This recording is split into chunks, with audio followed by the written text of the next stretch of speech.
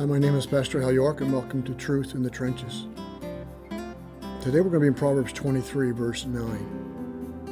I want to read it to you in a couple different versions. It says, "Do not speak in the hearing of a fool, for he will despise the insight of your speech." Elsewhere, another translation, "Do not speak in the hearing of a fool, for he will despise the wisdom of your words." And one other, "Do not speak in the hearing of a fool, for he will despise the good sense of your words." The appeal of Proverbs is for the fool to listen to wisdom, to sound instruction. It does not tell the fool what that wisdom is, until it is evident that his heart is prepared and disposed to listen to it. But I think this first phrase gives us some insight into the character of a fool. Do not speak in the hearing of a fool, for he will despise the insight of your speech. Now, the fool is a busybody. It would appear in this verse that the person speaking is not even speaking directly to this person, the fool. But the fool likes to listen into conversations, or eavesdropping as we call it. But 2 Thessalonians 3:11 says, "For we hear that some among you are leading an undisciplined life, doing no work at all, but acting like busybodies." But this fool is not content just to eavesdrop. They feel compelled to express their opinions, even though what is being said has nothing to do with them, nor is it being directed towards them. They despise the insight, the wisdom, the good sense, and are so full of themselves and wise in their own eyes that they feel compelled to give their opinions, wanted or not. Let me give you an example in Scripture.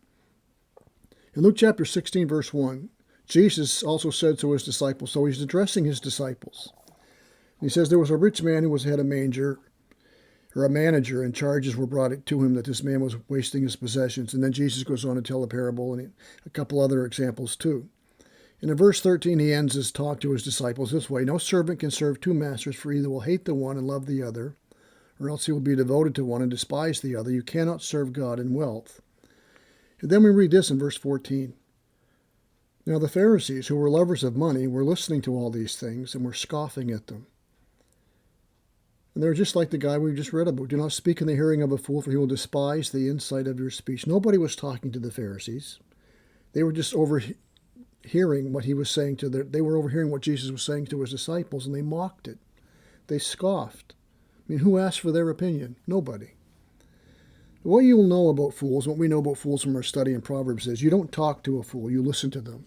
Fools love to talk. And fools don't wait to be asked for their opinions, probably because they know no one will ask them for it. So they have to meddle, eavesdrop, and are so proud they think that they have a right to interrupt a conversation and express their opinion. Fools don't think they need to be asked. They think everyone is just hanging on every word they say. They are the ones who have all the answers. They have all the right opinions. At least that's what they imagine to be true, because they are fools. But only a fool would think like that. It's called being self-deceived. Fools don't mind their own business because they think everything is their business. And sadly, we're living in a culture, in a world, especially in the world of social media, where it seems to be a fool's paradise. They can comment and give their opinions about a range of topics, interject in other people's discussions ad nauseum, and they do. So the reminder here is, as we have seen elsewhere, speaking to a fool is a waste of time. He will despise your instruction and counsel. But even if you're not talking directly to them, they will still feel compelled to despise and scorn or mock the wisdom of your words. Well, how will that mocking be evident and despising it be evident?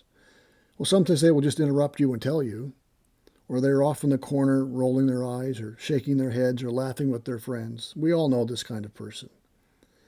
But remember, Scripture wisely tells us as believers, James 1:19, "But everyone must be quick to hear, slow to speak, and slow to anger." 1 Thessalonians 4:11, "And to make it your ambition to lead a quiet life and attend to your own business, and work with your hands just as we commanded you." Fools despise such wisdom and instruction as this. But my encouragement to you today is, don't be put off by the rhetoric of fools. Speak the truth in love. Teach the truth with conviction and courage. Share the gospel with others. It will be foolishness to those who are perishing. They will despise it and laugh at it and mock it. But never remember, to those who are being saved, it is the power of God unto salvation. So I pray this truth may guide us and guard us as we live in the trenches of life to the glory of God and the good of others. May God bless.